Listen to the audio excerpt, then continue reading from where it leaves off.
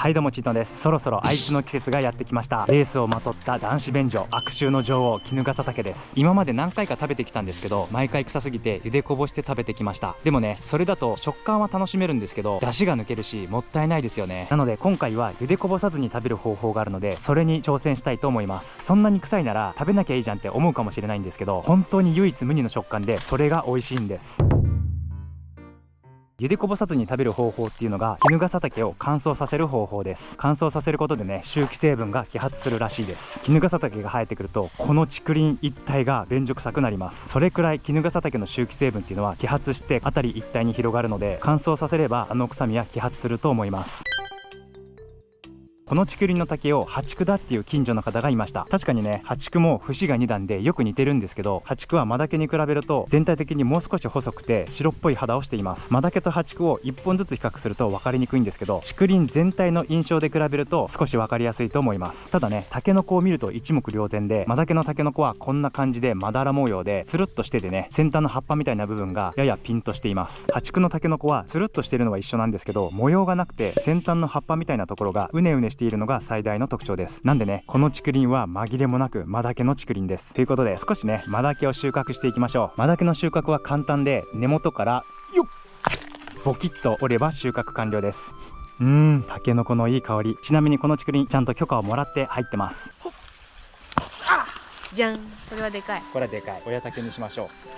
あ、いったいった。これぐらい大きいともう伸びすぎじゃないっていうコメント結構いただくんですけど、全然これでも食べられます。下の方硬いんじゃないって思われる方いると思うんですけど、茹でればね全然そんなことなくって、シャクシャクといい食感で食べることができます。うわ、クズのつるがめっちゃ伸びてる。これね、ほっとくと竹林がクズで覆われちゃうんで、竹林に来てはねこういうクズのつるを切ってます。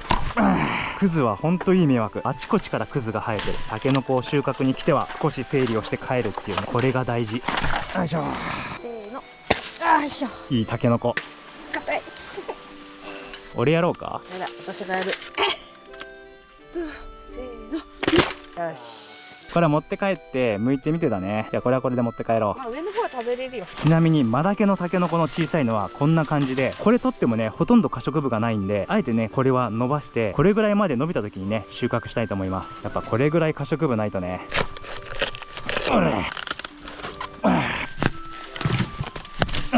マダケのタケノコが取れました。で、肝心の衣笠岳はというと、このマダケの収穫が終わる頃にポツポツと生えてきます。なんでね、あと1週間か2週間くらい後に生えてくることになります。去年はねこの辺にポツポツとたくさんね衣笠岳が生えたんで、またこの辺り一帯にね生えてくると思います。ということで、衣笠岳が生えてくるまで時飛ばし。マダケのタケノコがもうこんなに成長して、そろそろねタケノコが生え終わる時期です。ということで、衣笠岳が生え始めたかどうか、竹やぶの中に入っていきましょう。昨日まで3日間くらい雨が降り続いたので、そろそろ出始めてもいいんじゃないかなと思います。毎年同じようなところに生えるので、そこを見ていきましょう。まずね、竹やぶに入ってすぐのこの斜面、この辺にね毎年ポコポコ出るんですけど、まだ生えてないですね。おそらく出てたとしても衣笠岳の陽菌で丸い玉っころがポコッと出てるだけになると思うんですけど、ないですね。ちょっと下の方も見ていきましょう。あった、これがキノコの女王の玉々です。しかもここに1、2、3、4個も、ここにも挟まれるようにして衣笠岳の陽菌がありますね。プニプニしてる。生え始めてるぞ。ここはまさに毎年出てくるポイントなんで、だいたいやっぱり白って決まってるんですね。あともう一個の白はあの辺り見ていきましょう。生えてる。これやっぱりありますね。すごい、今年も豊作じゃん。見てこれ、1、2、3個衣笠岳の陽菌、今年もねキノコの女王豊作になりそうです。それにしても毎年同じようなところから生えますね。やっぱりこの辺に衣笠岳の菌がいるんですね。衣笠岳は菌根菌ではなくて不正菌といって、ここに堆積した有機物を分解しながら成長しています。よく竹林に生えてることが多いんですけど、このねちょうどいい日照とこのジメジメした感じ、これがちょうどね衣笠岳の成長に合ってるんですね。なのでよくバークチップを敷いた公園なんかにも衣笠岳が生えることが多いです。それにしてもめちゃくちゃ楽しみです。そしたらね、数日以内にこの衣笠岳がパクッと割れて、中からね衣笠岳が生えてくると思うんで、それをしっかりとカメラで捉えたいと思います。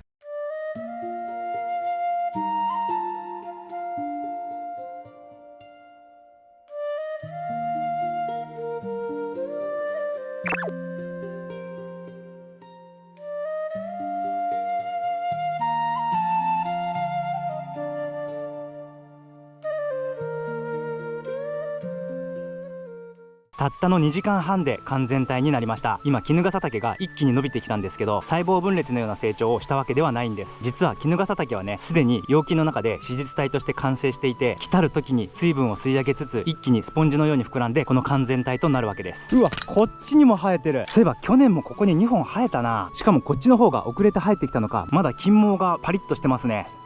このネトネトした粘液グレバには胞子がたくさん含まれています。ハエなどの虫がこの悪臭につられてやってきて、胞子の拡散の手伝いをします。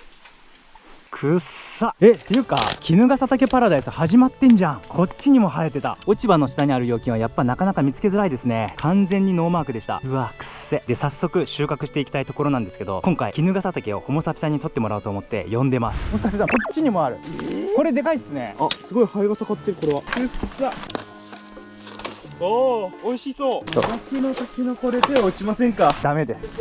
マジで俺ミミズ養殖してたから本当にその匂いにしか感じないんだけど、これ持ったまま電車乗ったら死体持ち込んでると思われる。めちゃくちゃ臭いぞ。ホモサピさんが衣笠岳を持って帰ってくれました。それじゃあ僕もね収穫していきましょう。うわ、なんかかわいそうな状態になってる。竿の根元を持ってポキッと収穫。時間が経ってちょっと乾いちゃってるんですけど、今回は乾燥させて食べる予定なので全然問題ないです。それではこの傘を取って、よいしょ。うわーくっさ、ほんと臭いなこれ。でもこの筋毛と竿の部分も負けじと臭いです。もう一本も収穫していきましょう。卵と取れた。そしたら傘を取って、ちょっと乾燥し始めてるから傘が取りづらい。うわー、手が汚れた。で、玉はね食べないんでポキッと取っていきます。衣笠岳ゲット。遅れて出てきたマダケのタケノコと揃って生えてきてます。他には生えてないか。こんな感じで菌糸が張り巡らされてますね。まあこれがね衣笠岳の菌糸かどうかはわからないんですけど、この大量の有機物の中に菌糸ネットワークが広がっていて、最終的にこの衣笠岳子実体となったわけです。ポキッと衣笠岳ゲット。いつもはこの傘の部分は置いていくんですけど、今回はこれをね僕が買った竹林に巻きたいので、これはね持ち帰りたいと思います。マ竹林にやってきました。どこに巻こうかな。この辺にしようか。まあどこ見ても堆積物いっぱいあるんですけど、ちょっと川が湿ってたりね湿度が高そうなんで、ここにね取ってきた衣笠岳のグレバと周りのね有機物をここに埋め込みたいと思います。ほらめちゃくちゃ湿ってていい感じ。衣笠岳を取ってきたところが根性菌糸足辿っていくと結構ね深いところから出てきてるんで、表層に巻くんではなくて少しね掘ってそこにこの取ってきた有機物を埋め込みたいと思います。小さい穴が掘れました。そしたらここに取ってきたね衣笠岳ともうべっちゃべちゃ衣笠岳の周りのね有機物をここに埋めていきます。このグレバに含まれたたくさんの胞子がねこれから発芽して菌糸のネットワークを張ってくれることを願って、周りにね落ち葉などをかけていきましょう。この竹林全体にボコボコと衣笠岳が生えてくるのを楽しみにして、これからねやっていきたいと思います。そしたらこのまま帰ってもいいんですけど、せっかくね気持ちのいい竹林に来てるので少し休憩していきましょう。以前案件をいただいたチルハビットなんですけど、あれからね実はずっと愛用してます。あの頃本当に自律神経の調子が悪くて動悸やめまいが頻発してたんですけど、チルハビットの深呼吸の習慣という言葉に惹かれて試してみたら、これがね僕の症状とマッチしたのかみるみる調子が良くなってきました。まあこの電子 C 社自体にそんな効果は絶対にないんですけど、ただねこれを編集デスクの上に置いて時々休憩と深呼吸をすることが習慣化されて、それが功を奏したみたいです。ちなみにこの電子 C 社はニコチンやタールが入っていないのと、食品で使われるものしか入っていないので健康面でもね安心だと言われています。ただ電子 C 社も肺に入れるとどんなリスクがあるかわからないよってよく言われるんですけど、チルハビットの電子 C 社は公式もね肺に入れる吸い方を推奨していないので、いわゆる吹かすように吸うといいと思います。僕もねいつもそうやって吸ってます。鼻で息を吸い込みながら煙を口だけに蓄えて、鼻と口から同時に煙を吐くと肺に煙を入れずに思いっきりフレーバーを楽しむことができます。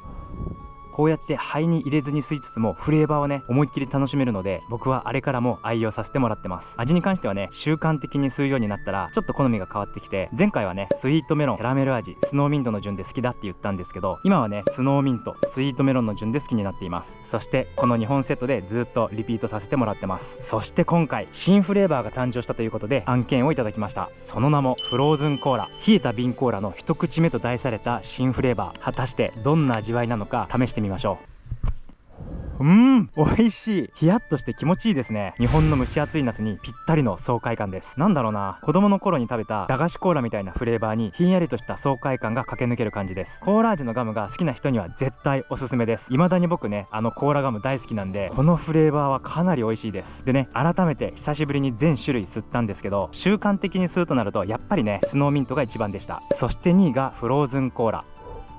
やっぱり美味しい。この懐かしいコーラフレーバーとひんやりとすっきりした感じがすごくいいです。そして3位がスイートメロン。これも実はスッとする清涼感が入っていて、甘すぎずにね、本当にバランスがいいフレーバーだなと思ってます。今回は新鮮味もあってフローズンコーラに軍配が上がりました。この2位と3位は吸い続けていくうちに順位がねどうなっていくのか、これから楽しみです。そして4位がエナジードリンクで、エナジードリンクらしいフレーバーに程よい甘みがいい感じです。これもね結構好き。そして第5位がレモンドロップ。甘めの柑橘の香りが美味しいです。そして第6位になったのがストロベリーシェイク。うちの妻はねマックシェイクみたいってこれを結構好んでるんですけど、僕からするとねいちごのパンチがちょっと強すぎて甘すぎる感じがするので、この順位って感じです。でも時々吸いたくなる味なんで、結局前回もらったのは吸い切っちゃってます。どれもそれぞれ個性があって美味しいです。普段ね撮影行く時とかどっか出かける時もねスノーミントとスイートメロンは持ち歩いてたんですけど、今回この新フレーバーのフローズンコーラ、これもね普段の持ち歩きに追加したいと思います。これ結構好き。しかも僕にとってチルハビットっていうのは美味しい以外にあえて吸うことで休憩時間を作ることができるので、過緊張の状態を緩和して自律神経を整えてくれるいいパートナーになっています。なんでね今までタバコを吸ったことがない人にも本当におすすめだと思ってます。実際僕も今までタバコとか吸ったことなかったんですけど、このチルハビットはねそういう意味でかなり気に入ってます。で気になるお値段なんですけど、単品単発での購入だと1本6980円なんですけど、サブスクならずっと約 21% オフで購入し続けることができます。しかも今回初回は 42% オフの3980円で購入できるので、お試しで吸ってみたい人にもとても優しいプランになっています。フレーバーは毎月変えることもできるので、いろいろ試してみたい人はサブスク一択だと思います。しかも今回この動画の概要欄からご購入いただくと1000円オフのクーポンが使えます。つまりね1本目を最安の2980円で始めることができるんです。あと毎月2本のサブスクコースも用意されています。これはね初回限定で半額の6980円でスタートできる上に1000円オフクーポンも使えるので、たくさん吸いたい方やパートナーと一緒に楽しみたいって方には超おすすめです。さらに今回一度サブスクしたけど今は停止中だったり解約した人向けにお得なキャンペーンがあります。再開専用の URL から再開すると2本コースの再開は1000円オフ、1本コースの再開は500円オフとなっています。しかもどちらのコースも2回目まで割引されるのでとてもお得です。いずれにしてもね詳細はリンクから飛んでご確認お願いします。深呼吸の習慣、僕はこれに助けられました。皆さんもねぜひお試しください。ということで最高のフレーバーを味わったところで、くっさい衣笠竹の準備をしていきましょう。ということで帰宅。衣笠竹を持って帰ってきて洗いました。衣笠竹についたグレバはこういったね細かい目に入っちゃうんで、なかなか洗い流すことができません。なのでシャワーの強い流水をかけることによってこの目の中がきれいに掃除されるのでおすすめです。ほらちゃんとね純白の衣笠竹に変わりました。それではこれを金網の上に乗せて天日干しにしていきます。ということで今回作っていくのは衣笠竹の入ったマーラータンなんですけど、マーラータンといえば好きな具材を好きなだけ入れていくスタイルですよね。なので今日はねこの地球という食材コーナーで少しだけね食材を取っていきたいと思います。まずねここで取っていきたいのはこちらオランダガラシですね。いわゆるクレソンです。生で食べると香りがいいのとシニグリンという成分に消化促進効果があるので、お肉の付け合わせによくついてきます。あと抗がん作用や血栓予防の効果があるとも言われていて、時々サラダで食べたい野草の一つです。ただねこういう河川敷で取ったクレソンには関鉄という寄生虫がいる可能性があるので、しっかり細部まで洗って食べるか加熱して食べるようにしましょう。なんかめちゃくちゃゴミかぶってんな。増水したから結構ゴミがついてますね。この辺もらってこう。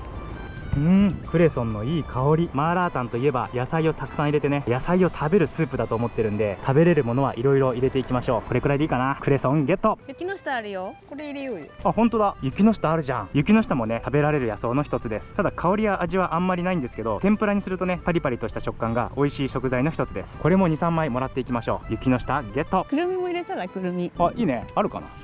お、あるじゃん。もう十分成長してるね。実もしっかり入ってるはず。くるみゲット。このくるみどうやって入れるかっていうと、実をそのままマーラータンに入れるんじゃなくってすりつぶして入れることでスープにねめちゃめちゃコクが出ると思います。これは楽しみ。何個か取ってこう。枯れた木からキクラゲが生えてますね。これも取りましょう。プリンプリン。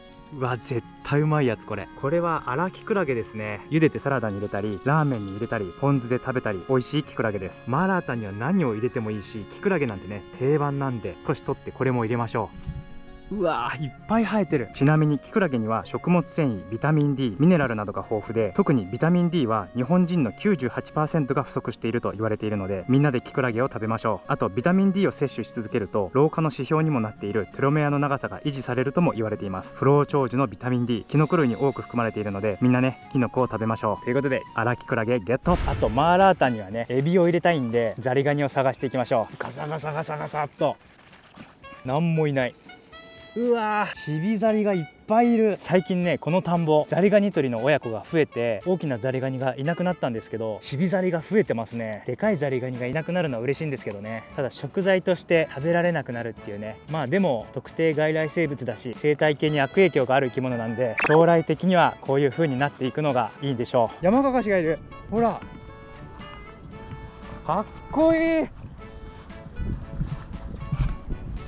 ヤマカガシはマムシよりも強い毒を持ってるんですけど、毒牙が顎の奥の方にあるのと毒を押し出す筋肉がないので、ちょっと噛まれた程度では毒が入りにくいです。それもあって無毒のヘビと勘違いされてきた歴史があります。あと首のところに食べたヒキガエルの毒ブホトキシンを蓄えていて、威嚇する時に噴射したりするので、それも要注意です。それが目に入るとね、失明のリスクがあります。あと見ててわかる通り、近づけば逃げるヘビなので、こちらからいたずらしなければ特別危険なヘビではないです。以前ね、ここで見つけた時は保育園生が散歩中で、その場で逃がしてほしくないって言われたので、締めて持ち帰って塩焼きにしたんですけど、焼き魚みたいで美味しかったです。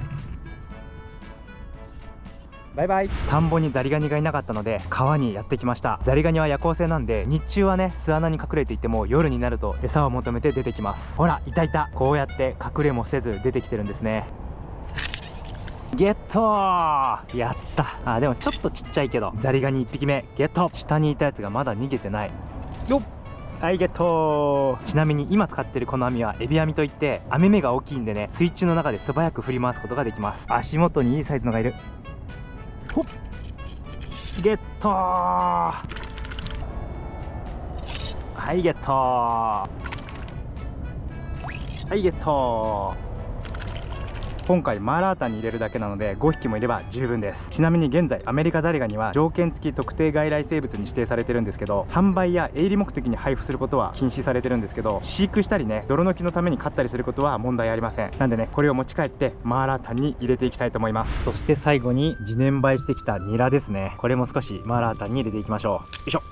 ニラゲットということで具材が揃いました。乾燥させた衣笠茸はというと、こちらでん、こんなにカラッカラになりました。もうめちゃくちゃ軽い。果たして匂いはどうなったのか。ほとんど匂いはなくなりましたね。うっすら口臭便所がいますが、ほとんど気にならないですね。生の状態の衣笠茸と比べると匂いはね100分の1くらいになってます。それでは乾燥衣笠茸を水で戻していきましょう。そしてキクラゲも水で戻しておきます。そしたらこのキノコ類が水で戻るのを待つ間に、取ってきた野草の下茹でをしていきましょう。下茹でするのはクレソンと雪の下ですね。ニラはそのまま刻んで入れるのと、タケノコはアク抜きのために茹でてあるので、これも刻むだけです。そしたらね、早速下茹でしていきましょう。クレソンは生でも食べれるんですけど、自然のものなので貫鉄っていうね寄生虫がいる可能性があるので、殺虫目的で軽く湯がきます。あんまり強く湯がいちゃうとね香りが飛んじゃうんで、30秒ぐらい茹でれば大丈夫です。クレソンの下茹でができました。続いて雪の下。雪の下は意外と繊維がしっかりしてるので、1分くらいね下茹でしておきましょう。雪の下もしんなりとしました。これも引き上げて、続いてキクラゲが水で戻ったんでね、これも軽く下茹でしておきます。キクラゲもさっと1分くらい茹でましょう。キクラゲも下茹でができました。続いてくるみの下準備をしていきましょう。河川敷で取ってきたくるみの中身を取り出しておきました。周りの果実を踏んで外して、その後いってほじくり開けて中身を取り出しました。ちょうどねこんな感じ。いって開いたくるみの殻の隙間にナイフを入れてこじ開けるとこんな感じで開くので、こうやってね中身を取り出します。で今回これをすりつぶしていくんですけど、皮がねちょっと苦いんで皮は取り除いて中身だけを使っていきます。これがねこんな感じでめちゃくちゃ柔らかいんですけど、まだ未熟果で本当に甘いです。そしたらこれをすり鉢で潰していきます。はい、鬼ぐるみのペーストができました。めちゃくちゃいい香りがしてます。ちょっと味見してみましょう。うんまっ。なんだろう、ペチャペチャに茹でられた茹で落花生のもっと濃いやつ。うわこれはうまいぞ。すごくいい風味が出ると思います。そしたらついにマーラータンを作っていくんですけど、衣笠茸の匂いがどうなったのか嗅いでみましょう。全然臭くない。あ、キノコだ。男子便所とかそういった嫌な匂いが全くなくなって、普通のキノコらしいキノコの香りに変わりました。これはねもう全く臭くないと言って大丈夫です。下茹での必要がなくなりました。この出汁どうなんだろう。本来は衣笠茸を戻した水って捨てちゃうんですけど、今回ね衣笠茸を乾燥させる時にしっかり洗ってあるし、臭みも全くないので、この戻した水出汁がいっぱい出てそうなので、これはこのまま使っていこうと思います。それでは早速マーラータン作っていきましょう。まずは水 300cc。 これ普通の真水でもいいんですけど、今回はね衣笠茸の戻し水を使っていきます。衣笠茸の戻し汁 300cc、 そこに牛乳 100cc、ダシダが小さじ 1.5 杯、そして僕のお気に入りマーラージャン、これをね小さじ2杯入れます。1、2、そしてニンニク少々、まあ 2、3センチ入れましょう。そしてオイスターソース、これもね軽く一回しくらい入れましょう。そして豆板醤、これは辛いのが好きな人はたっぷり入れてください。僕はまあこれくらいかな。そして練りごま少々、練りごまも入れたんですけど、今回はねくるみのペーストも手に入れたんで、これもねたっぷり入れていきます。そしたら火を入れていきましょう。沸騰してきたので衣笠茸を入れていきます。衣笠茸はねしっかり固く絞ってスープをねしっかり吸わせるようにしておきます。投入。衣笠茸を握った手が全然臭くない春雨を投入。3分くらい茹でて衣笠茸にしっかりと火を通していきます。しっかり火が入りました。そしたらこれを丼に入れて、ふわはは、うまそう。そしたらねトッピングをしていきましょう。まずはクレソン、そして雪の下、ニラ、そしてキクラゲ、そしてマダケのタケノコ、衣笠茸を一番上に出しておきましょう。ということで衣笠茸とそこら辺で採れた野草のマーラータンが完成。大地の恵みに感謝していただきます。もうね男子便所のような匂いは全くありません。香ばしいいい香りが漂っています。まずはスープからいただきます。うまっ、めちゃくちゃうまい。これ甘さをすごく感じ辛っ。これすごくね自然な甘さを感じるんですけど、これくるみのペーストから来てますね。すごいいいバランス、抜群にうまい。では早速衣笠茸いただきたいと思います。いただきます。う